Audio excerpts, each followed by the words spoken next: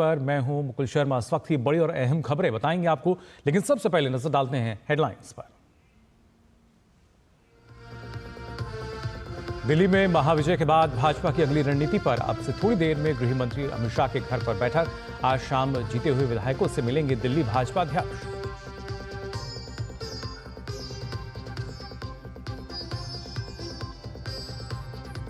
दिल्ली में आपकी हार के बाद मुख्यमंत्री आतिशी अब से थोड़ी देर में देंगे इस्तीफा। एलजी सचिवालय जाकर उपराज्यपाल को देंगे इस्तीफा।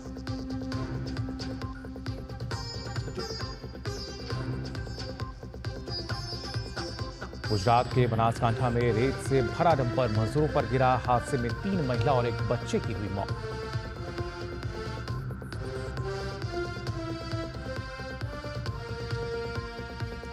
चीन के सिचुआन प्रांत में भूस्खलन से 10 घरों को नुकसान। 30 लापता लोगों की तलाश जारी।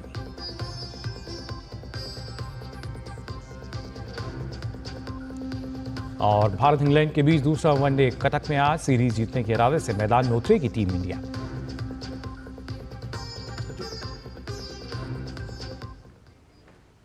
और आइए अब खबरें देखते हैं विस्तार से। आपको बता दें, दिल्ली विधानसभा चुनाव में शानदार जीत हासिल करने के बाद भारतीय जनता पार्टी में मुख्यमंत्री पद के चेहरे को लेकर चर्चा तेज हो गई है। दिल्ली चुनाव में प्रचंड जीत के बाद अब बैठकों का दौर शुरू हो चुका है। आज दिल्ली को लेकर गृह मंत्री अमित शाह के यहां अब से थोड़ी देर में एक बड़ी बैठक होनी है। बैठक में गृह मंत्री अमित शाह, बीजेपी अध्यक्ष जेपी नड्डा, संगठन महामंत्री बीएल संतोष शामिल होंगे। इनके अलावा दिल्ली बीजेपी अध्यक्ष वीरेंद्र सचदेवा, चुनाव प्रभारी विजेंद्र जय पांडा समेत दिल्ली के कुछ अन्य नेता भी मौजूद रहेंगे। पार्टी ने 26 साल से अधिक समय के बाद दिल्ली की सत्ता में वापसी करते हुए 70 सदस्य विधानसभा में 48 सीट जीती हैं। नई दिल्ली सीट से जीत के बाद प्रवेश वर्मा की राजनीतिक लोकप्रियता बढ़ गई है। प्रवेश वर्मा ने अरविंद केजरीवाल को 4089 मतों से हराया। इससे वे भाजपा की आगामी सरकार में शीर्ष पद के संभावित दावेदार माने जा रहे हैं। पार्टी नेताओं ने बताया कि भाजपा की ओर से चुनाव जीतने वालों में कई अनुभवी वरिष्ठ नेता भी शामिल हैं, जो मुख्यमंत्री पद की दौड़ में शामिल हैं। मुख्यमंत्री की दौड़ में आशीष सूद, पूर्व राज्य महासचिव संगठन पवन शर्मा, दिल्ली भाजपा के पूर्व अध्यक्ष विजेंद्र गुप्ता और सतीश उपाध्याय शामिल हैं। इस बीच भाजपा की दिल्ली इकाई के अध्यक्ष वीरेंद्र सचदेवा ने कहा कि मुख्यमंत्री चुनने का फैसला पार्टी का केंद्रीय नेतृत्व लेगा। उन्होंने कहा कि सभी नवनिर्वाचित विधायक पार्टी द्वारा सौंपी गई जिम्मेदारियों का निर्वहन करने में सक्षम हैं। वहीं आज भाजपा की दिल्ली इकाई के अध्यक्ष वीरेंद्र सचदेवा शाम में जीते हुए विधायकों से मुलाकात करेंगे। नई दिल्ली विधानसभा सीट से भाजपा के विजयी उम्मीदवार प्रवेश वर्मा का आज उनके पैतृक गांव मुंडका पहुंचने पर गर्मजोशी से स्वागत किया गया। मुंडका में उन्होंने दादा भैरव मंदिर में पूजा अर्चना की। इसके बाद प्रवेश वर्मा घेवरा स्थित अपने पिता और दिल्ली के पूर्व मुख्यमंत्री साहिब सिंह वर्मा की समाधि पर गए, जहां उन्होंने पुष्पांजलि अर्पित की। उसके बाद उन्होंने कहा कि पीएम के विजन के अनुसार दिल्ली को एक बेहतर राजधानी बनाएंगे।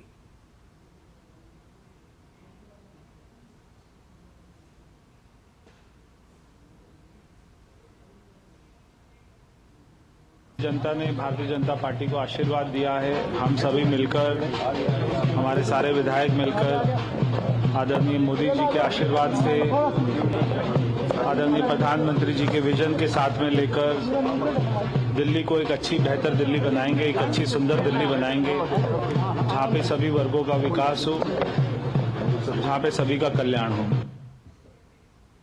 वहीं हरियाणा के मुख्यमंत्री नायब सिंह सैनी ने दिल्ली विधानसभा उपचुनाव में भाजपा की जीत का जश्न मनाने के लिए पार्टी नेताओं के साथ जलेबी बनाई और बांटी। नई दिल्ली स्थित हरियाणा भवन में मुख्यमंत्री नायब सिंह सैनी ने पार्टी कार्यकर्ताओं के साथ दिल्ली में 27 साल के बाद भाजपा की जीत की खुशी मनाई। उन्होंने दिल्ली में विधानसभा चुनाव के प्रचार के दौरान घोषणा की थी कि दिल्ली में 8 फरवरी को जीत के बाद जलेबी का भंडारा देने के लिए दिल्ली आऊंगा। इसके बाद हरियाणा के मुख्यमंत्री ने यमुना नदी को साफ करने के मुद्दे पर कहा कि मोदी जी ने अगर यमुना साफ करने की गारंटी दी है तो वे इसे जरूर साफ करेंगे और लोग आने वाले समय में यमुना तट पर घूमने के लिए आएंगे। मोदी जी ने कहा है कि यमुना स्वच्छ होगी तो स्वच्छ होगी। आप देखना, गति से स्वच्छ होगी, लोगों को स्वच्छ जल मिलेगा। और लोग, मोदी जी ने कहा है कि लोग इंडिया गेट और कर्तव्य पथ पर जाना बोलेंगे तो इस यमुना के किनारे घूमेंगे लोग। इस प्रकार का विकास होगा। जिससे दिल्ली वंचित थी पिछले लंबे समय से। दिल्ली विधानसभा चुनाव के नतीजे घोषित होने के बाद से ही आम आदमी पार्टी की राज्यसभा सांसद स्वाति मालीवाल अपनी ही पार्टी को लगातार घेर रही हैं। इस बीच राज्यसभा सांसद स्वाति मालीवाल ने कनॉट प्लेस स्थित हनुमान मंदिर में पूजा अर्चना की। इस दौरान उनकी मां भी उनके साथ मौजूद रहीं। स्वाति मालीवाल ने कहा कि बुराई कितनी भी ताकतवर हो, सच्चाई की ही जीत होती है।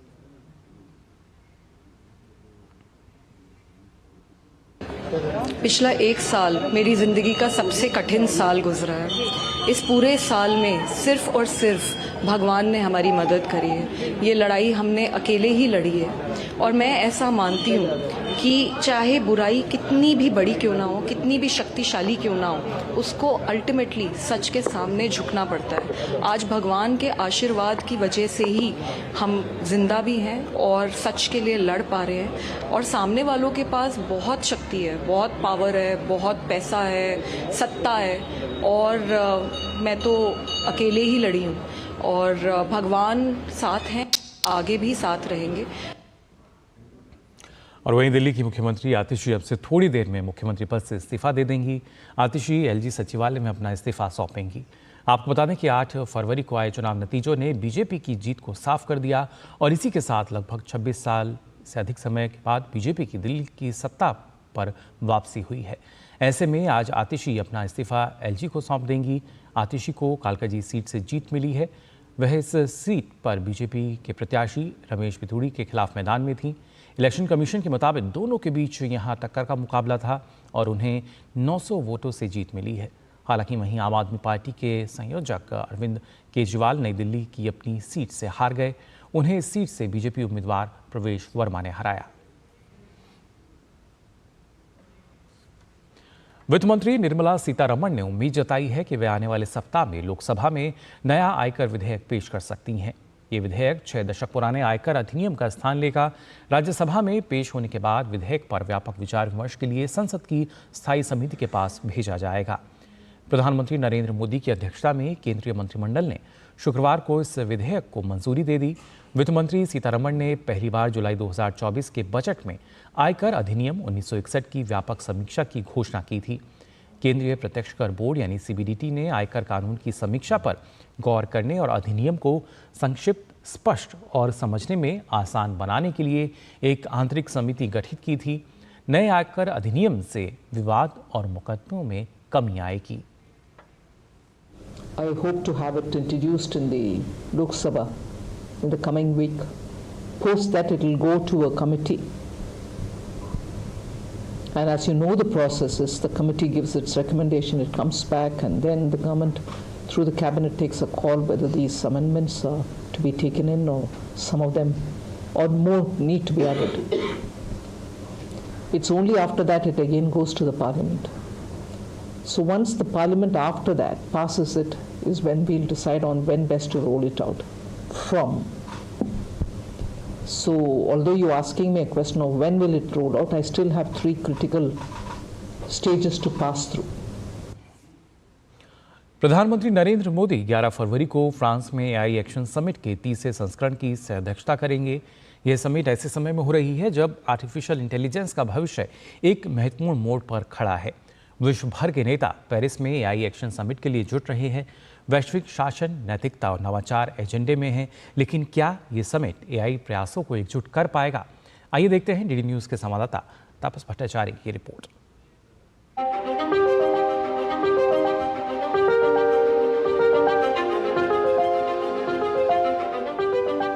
आर्टिफिशियल इंटेलिजेंस की दुनिया तेजी से बदल रही है और उसके साथ ही इनकी चुनौतियां भी बढ़ रही है। 10 फरवरी को पेरिस में 2 दिवसीय एआई एक्शन समिट के लिए दुनिया भर के बड़े नेता, टेक दिग्गज और विशेषज्ञ जुटेंगे, जो दुनिया में एआई टेक्नोलॉजी को आगे बढ़ाने में एक अहम पड़ाव साबित हो सकता है। 2023 में ब्रिटेन के ब्लेचली पार्क और 2024 में सियोल में आयोजित हुए एआई समिट में सेफ्टी पर मुख्य फोकस था।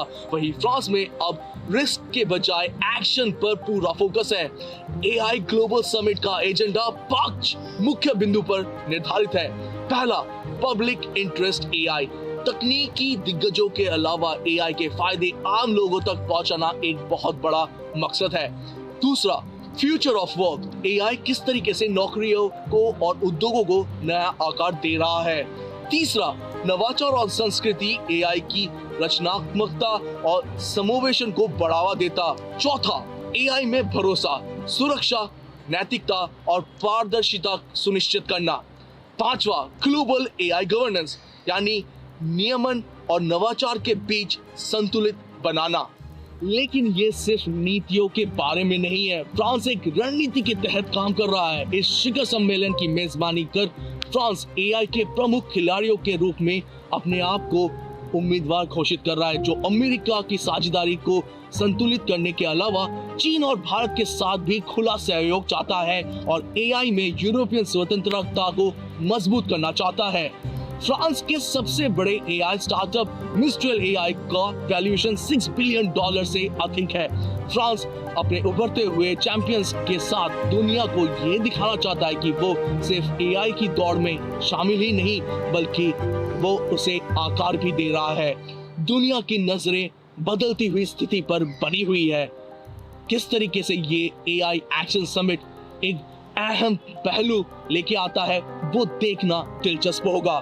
क्या एआई एक्शन समिट वैश्विक सहयोग के एक नए युग की शुरुआत करेगा या इस प्रतिस्पर्धा को आगे और बढ़ाएगा? एक बात तो तय है कि एआई अब सिर्फ एक टूल नहीं रह गया है, ये एक अंतरराष्ट्रीय राजनीति का एक अखाड़ा बन गया है। कैमरा पर्सन राकेश के साथ मैं तापस भट्टाचार्य, दूरदर्शन समाचार, पेरिस। तो अपने आप में काफ़ी खास रहेगा ये एआई एक्शन समिट। अब आइए खबरों में आगे बढ़ते हैं, बात करते हैं गुजरात की, जहां बनासकांठा जिले में रेत से भरा एक डंपर ट्रक पलटकर मजदूरों के एक समूह पर गिर गया, जिसमें 3 महिलाओं और एक बच्चे की मौत हो गई। पुलिस के मुताबिक ये घटना शनिवार शाम जिले के खिंगरपुरा गांव में उस समय हुई जब वहां सड़क निर्माण कार्य हो रहा था। पुलिस उपाधीक्षक SM वरोतरिया ने बताया है कि डंपर एक संकरे रास्ते से गुजरने की कोशिश कर रहा था और उसी दौरान वह पलट गया तथा सड़क निर्माण कार्य में जुटे मजदूरों के एक समूह पर गिर गया। अधिकारियों के मुताबिक क्रेन और बुलडोजर की मदद से ट्रक के नीचे फंसी महिलाओं और बच्चों को बाहर निकालने में करीब 2 घंटे का समय लगा। अधिकारियों ने बताया कि इसके बाद चारों लोगों को सरकारी अस्पताल ले जाया गया, जहां चिकित्सकों ने उन्हें मृत घोषित कर दिया। थराड़ के सरकारी अस्पताल के चिकित्सक अधिकारी जयदीप त्रिवेदी ने बताया कि 4 लोगों को जब अस्पताल लाया गया था तब तक उनकी मौत हो चुकी थी। उन्होंने बताया कि पुलिस को इस घटना के बारे में सूचित कर दिया गया है और शवों को पोस्टमार्टम के लिए भेज दिया गया है। वहीं अधिकारियों के अनुसार मृतकों की पहचान रेणुकाबेन गनावा, सोनलाबेन निनाम, इलाबेन भाभौर और रुद्र के रूप में हुई है।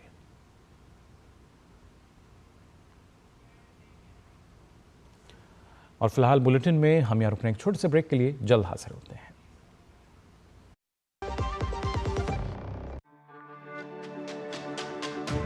मेरी पसंद, मेरी पसंद, मेरी पसंद, मेरी पसंद, हमारी पसंद, हम सबकी पसंद। मजबूत देश का मजबूत सरिया हो गया स्टील। ब्रेक के बाद आप सभी का एक बार फिर स्वागत डीडी न्यूज़ पर। अब आइए बात कर लेते हैं परीक्षा पे चर्चा कार्यक्रम की, जिसे लेकर गोरखपुर के छात्रों और अध्यापकों में खासा उत्साह नजर आ रहा है। गोरखपुर के RPM अकेडमी में बोर्ड की परीक्षा में शामिल होने वाले छात्रों का कहना है कि प्रधानमंत्री के परीक्षा पे चर्चा कार्यक्रम से हम लोगों को काफ़ी प्रोत्साहन मिलता है, इसलिए परीक्षा पे चर्चा कार्यक्रम का बेसब्री से इंतजार है। हमारे श्री नरेंद्र मोदी जी जो कि हमारे प्रधानमंत्री हैं, और उनका जो परीक्षा पे चर्चा ये जो शो है उससे बहुत ज़्यादा हमें हेल्प मिल रही है और उसके कारण हमें पता चल रहा है कि आखिर स्ट्रेस को कैसे मैनेज किया जाए, एग्जाम टाइम में कैसे हम अपनी स्ट्रेस को मैनेज कर सकते हैं, अपने आंसर्स कैसे अच्छे से लिख सकते हैं। प्रधानमंत्री मोदी जी ने हम लोग के लिए परीक्षा पर चर्चा का विषय निकाला हुआ है। उस पर उन्होंने बहुत ज़्यादा यूथ को फोकस किया है, उस पर बहुत ज़्यादा उन्होंने बताया है कि हमको स्ट्रेस कैसे मैनेज करना है, तो उस पर उनको बहुत बहुत धन्यवाद। और 10 तारीख को जैसे कि फिर से आने वाला है, तो उस पर भी आगे बहुत सारी चीज़ें वो बताएंगे, और जैसे पहले भी आ चुका है तो उस पर हम लोग जब उसको देखते हैं तो उस पर बहुत ज़्यादा हमको सीख मिलती है। तो इसके लिए हम लोग बहुत बेसब्री से इंतजार है जब वो हम लोग को फिर से बताएंगे और हम लोग को स्ट्रेस बहुत ज़्यादा कम होगा। धन्यवाद। प्रधानमंत्री जी ने जो परीक्षा पे चर्चा किया है, तो इससे हमें बहुत ज़्यादा उपयोगी रहा, हमारे लिए बहुत महत्वपूर्ण रहा। इससे हम जैसे कि हम लोग एग्ज़ाम से पहले बहुत ज़्यादा स्ट्रेस हो जाते हैं, टेंशन लेने लगते हैं। हम लोग उसके लिए फ्री माइंड से नहीं जाते हैं, जिसकी वजह से हम लोग का बहुत ज़्यादा टाइम मैनेजमेंट नहीं हो पाता। तो ये हम लोग के लिए बहुत उपयोगी रहा। प्रधानमंत्री जी की परीक्षा पे चर्चा हम लोगों ने पिछले साल देखा और ये बहुत अच्छा रहा। 10 तारीख को ये फिर से आने वाला है और हम लोग इसके लिए बहुत ज़्यादा बेसब्री से इंतज़ार कर रहे हैं। स्ट्रेस एक ऐसी चीज़ है जिसे शायद सभी लोग हैंडल ना कर पाते हों, बट हमारे रिस्पेक्टेड प्राइम मिनिस्टर ने जैसे अपनी बातों से लोगों को मोटिवेट किया है, शायद हमें उस चीज़ का वैल्यू अभी पता ना चले, बट आगे चल के काफ़ी जगह हैं जहाँ पे उसके यूजेस आएंगे। हमारे प्राइम मिनिस्टर इतने अच्छे हैं कि वो हमें अपना मान के हमें गाइड करते हैं, जिससे हम अपने गोल्स को शायद अच्छे से अचीव कर पाए। तो हमें उनकी बातें हमेशा अच्छी लगती हैं। जो उनकी जो कार्यक्रम है परीक्षा पे चर्चा, हमें उसे देख के काफ़ी मोटिवेशन मिलता है।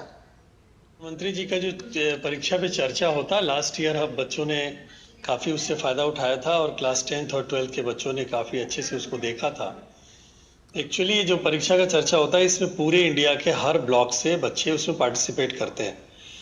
हर ब्लॉक से नए नए क्वेश्चन आते हैं बच्चों के दिमाग में, और जो बच्चे क्वेश्चन पूछते हैं और जो बच्चे सुनते हैं सामने, तो सारे लोगों के पास तो परीक्षा जो भी होती है बोर्ड की, बच्चों के ऊपर स्ट्रेस तो बहुत ज़्यादा होता है, लेकिन जितनी सरलता से प्रधानमंत्री जी उसका उत्तर देते हैं और जिस तरह के क्वेश्चन आते हैं हर तरीके से, उससे बच्चों को बहुत फ़ायदा होता है। बड़ा रिलीज महसूस करते हैं बच्चे। आने वाले जो बोर्ड के एग्जामिनेशन है उसमें उनको बहुत फ़ायदा होता है।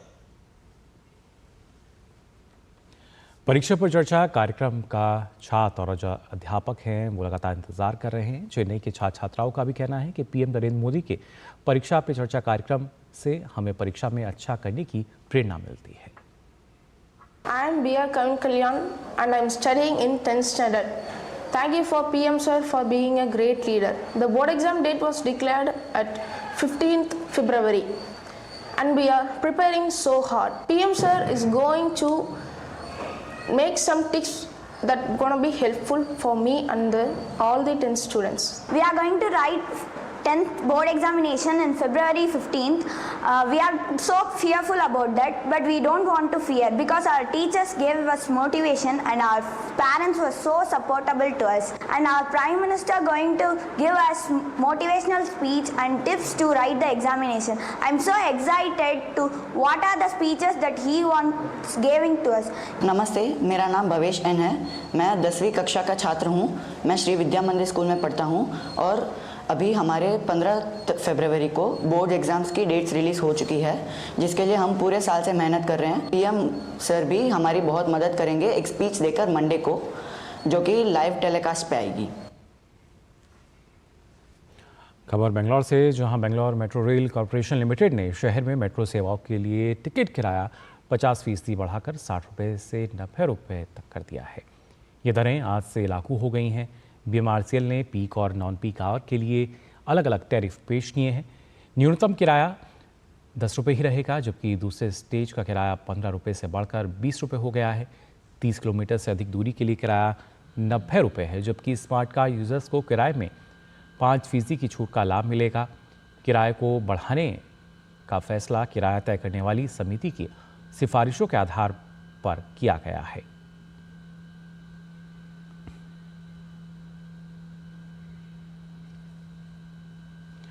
वहीं दक्षिण पश्चिमी चीन के सिचुआन प्रांत में भूस्खलन होने से 10 घर इसकी चपेट में आ गए और साथ ही साथ 30 लोग अभी तक लापता बताए गए हैं। आपातकालीन प्रबंधन मंत्रालय ने जुनलियान काउंटी में भूस्खलन के बाद अग्निशमन कर्मियों सहित सैकड़ों बचाव कर्मियों को तैनात किया है, जिसके बाद मलबे में दबे 2 लोगों को जीवित बाहर निकाला गया। चीन की सरकारी समाचार एजेंसी की खबर में बताया गया है कि राष्ट्रपति शी चिनफिंग ने अधिकारियों से लापता लोगों की तलाश करने और लोगों को बचाने के लिए हर संभव प्रयास करने का निर्देश दिया है। इसके अनुसार चीन के प्रधानमंत्री ली कियांग ने आसपास के क्षेत्रों में संभावित भूवैज्ञानिक खतरों की जांच और निरीक्षण करने के लिए भी कहा है। वहीं पाकिस्तान के पूर्व प्रधानमंत्री इमरान खान की पार्टी तहरीक-ए-इंसाफ ने काला दिवस मनाया। इमरान खान की पार्टी ने देश में पिछले साल हुए आम चुनाव में कथित धांधली के खिलाफ काला दिवस के रूप में मनाने के लिए रैलियां आयोजित की, जिसके बाद पार्टी के कई नेताओं को गिरफ्तार कर लिया गया। इमरान खान की पार्टी ने खैबर पख्तूनख्वा प्रांत की राजधानी स्वाभावी में अपनी मुख्य रैली का आयोजन किया था। प्रांत में पार्टी सत्ता में है, इसने अपने कार्यकर्ताओं और समर्थकों से देश भर में प्रदर्शन करने के लिए कहा था। पार्टी ने इससे पहले लाहौर स्थित ऐतिहासिक मीनार पाकिस्तान में रैली करने की योजना बनाई थी, लेकिन पंजाब प्रांत के प्राधिकारियों की ओर से अनुमति न मिलने के कारण उसे ये योजना स्थगित करनी पड़ी। मरियम के नेतृत्व वाली पंजाब सरकार ने पूरे प्रांत में 8 फरवरी को धारा 144 लागू कर दी थी। हालांकि इसके बावजूद भी सत्तारूढ़ पाकिस्तान मुस्लिम लीग ने सरकार के 1 साल का कार्यकाल पूरा होने के उपलक्ष्य में लाहौर में रैली की थी। और वहीं आपको बता दें, लेबनान में प्रधानमंत्री नवाफ सलाम के नेतृत्व में सरकार का गठन हो गया है। इसके साथ ही वर्ष 2022 से जारी गतिरोध भी समाप्त हो गया। राष्ट्रपति जोसेफ ऑन ने पिछली कार्यवाहक सरकार का इस्तीफा स्वीकार कर लिया और प्रधानमंत्री सलाम के नेतृत्व में सरकार गठन के आदेश पर हस्ताक्षर किए। नवाफ सलाम अनुभवी राजनयिक हैं और अंतर्राष्ट्रीय न्यायालय के अध्यक्ष रह चुके हैं। उन्होंने इजरायल और हिजबुल्लाह के बीच हुए संघर्ष विराम को लागू करने का वायदा किया है। नवाफ के मंत्रिमंडल में आधे मंत्री ईसाई हैं और आधे मुस्लिम। इस बीच सरकारी समाचार एजेंसी के अनुसार लेबनान की सीरिया से लगी सीमा के पास इजरायल के ड्रोन हमले में 6 लोग मारे गए हैं और 2 अन्य घायल हैं। और वहीं बात अगर मेक्सिको की करें तो दक्षिणी मेक्सिको में बस दुर्घटना में 41 लोगों की मौत हो गई। स्थानीय अधिकारियों ने कहा है कि बस में 48 लोग सवार थे। बस एक ट्रक से टकरा गई, जिसके कारण 38 यात्री और 2 ड्राइवर की मौत हो गई और ट्रक के चालक की भी मौत हो गई। ट्रक टक्कर के बाद आग की लपटों में घिरने के बाद बस पूरी तरीके से जल गई। बस कैनकन से टबेस्को की तरफ जा रही थी। दुर्घटना के कारणों की पड़ताल की जा रही है। टबेस्को प्रशासन का कहना है कि घटनास्थल पर राहत कार्य चलाया जा रहा है। वहीं गाजा पट्टी में हमास की ओर से 3 इजरायली बंधकों को रिहा करने के बाद इजरायल ने भी 183 फलस्तीनी कैदियों को रिहा कर दिया। कल रिहा किए गए फलस्तीनी कैदियों में 7 अक्टूबर 2023 को इजरायल पर हमास के हमले के बाद से विभिन्न आरोपों में गिरफ्तार व्यक्ति शामिल हैं। गाजा पट्टी में अंतर्राष्ट्रीय मध्यस्थता में पिछले महीने लागू हुए संघर्ष विराम के तहत ये कदम उठाया गया है। इजरायल सरकार ने एक बयान में बताया है कि संघर्ष कम करने की दिशा में फलस्तीनी कैदियों को रिहा किया जा रहा है, लेकिन इसका मतलब ये नहीं है कि इजरायल ने गाजा पट्टी और हमास को लेकर अपनी नीति में कोई बड़ा बदलाव किया है। बात क्रिकेट की, आपको बता दें भारत और इंग्लैंड के बीच 3 मैचों की वनडे सीरीज का दूसरा मुकाबला आज खेला जाएगा। दोनों टीमें कटक के बाराबती स्टेडियम में अब आमने सामने होंगी। मैच दोपहर 1:30 बजे शुरू होगा। नागपुर में खेले गए पहले वनडे में भारत ने 4 विकेट से जीत दर्ज करके 3 मैच की सीरीज में शुरुआती बढ़त हासिल की है और इसका लक्ष्य अपना विजय अभियान जारी रखकर सीरीज जीतने की होगी। और खबर जम्मू कश्मीर से। जी हां, जम्मू कश्मीर बदल रहा है। यहाँ के युवाओं को समाज की मुख्यधारा से जोड़ने के मौके अब हर स्तर पर मिल रहे हैं और इसमें खेल अहम भूमिका निभा रहा है। 38वें राष्ट्रीय खेल भी इस बात का बेहतरीन उदाहरण है। पेश है हमारे संवाददाता गौरव कुमार की एक खास रिपोर्ट। ये हैं जम्मू कश्मीर के तीरंदाज ऋतिक शर्मा, जो राष्ट्रीय खेल में अपने राज्य के लिए मेडल जीतने में कामयाब हुए हैं। ऋतिक ने व्यक्तिगत स्पर्धा में रजत पदक को अपने नाम किया। उनकी यह सफलता इसलिए बड़ी है क्योंकि वो जम्मू कश्मीर के पहले तीरंदाज हैं जिन्होंने राष्ट्रीय खेल में पदक जीता है। ऋतिक को अपनी इस कामयाबी की अहमियत अच्छी तरह से मालूम है। बहुत गर्व महसूस हो रहा है आज कि मैं यहाँ तक पहुँचा। गोल्ड की आशा थी कि गोल्ड लेके जाएंगे, मगर सिल्वर से काम चला लेंगे अभी तो फिलहाल। अगली बार नेक्स्ट टाइम ज़रूर गोल्ड लेके जाएंगे, नेशनल गेम्स में मेडल लेंगे ज़रूर। छोटे छोटे एथलीट्स को काफ़ी मौका मिल रहा है, इम्प्रूव हो रहा है स्कोर उनका। खेलो इंडिया सेंटर्स बनाए जा रहे हैं, काफ़ी अच्छा। जे.एन.के गवर्नमेंट जो है खेलों में काफ़ी सुधार कर रही है, तो आहिस्ता आहिस्ता काफ़ी इम्प्रूव हो रहा है स्कोर सबका। वैसे ऋतिक की ये सफलता केवल उनके लिए नहीं बल्कि खेल के क्षेत्र में तेजी से बदल रहे और आगे बढ़ रहे जम्मू कश्मीर की तस्वीर को भी सामने रखता है। खिलाड़ियों के मुताबिक आज राज्य में प्रतिस्पर्धा के ज्यादा मौके हैं और ग्रामीण स्तर पर भी खिलाड़ी तैयार हो रहे हैं। तीरंदाजी मैंने स्टार्ट की थी 2019 में, तो स्टेट में गिने चुने प्लेयर आते थे जैसे, लेकिन अब जो स्टेट हुई थी दिसंबर में हुई थी, तो कम से कम 350-400 एथलीट आया था स्टेट से।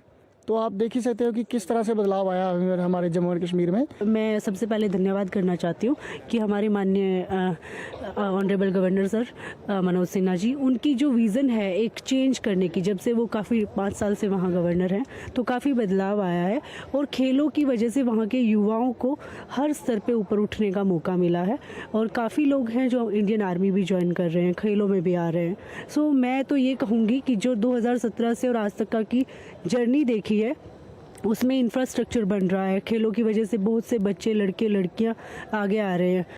स्थानीय प्रतिभाओं को प्रोत्साहित करने व स्थानीय युवाओं को खेल गतिविधियों की तरफ आकर्षित करने के लिए अनेक उपाय भी केंद्र सरकार के द्वारा समय समय पर किए गए हैं।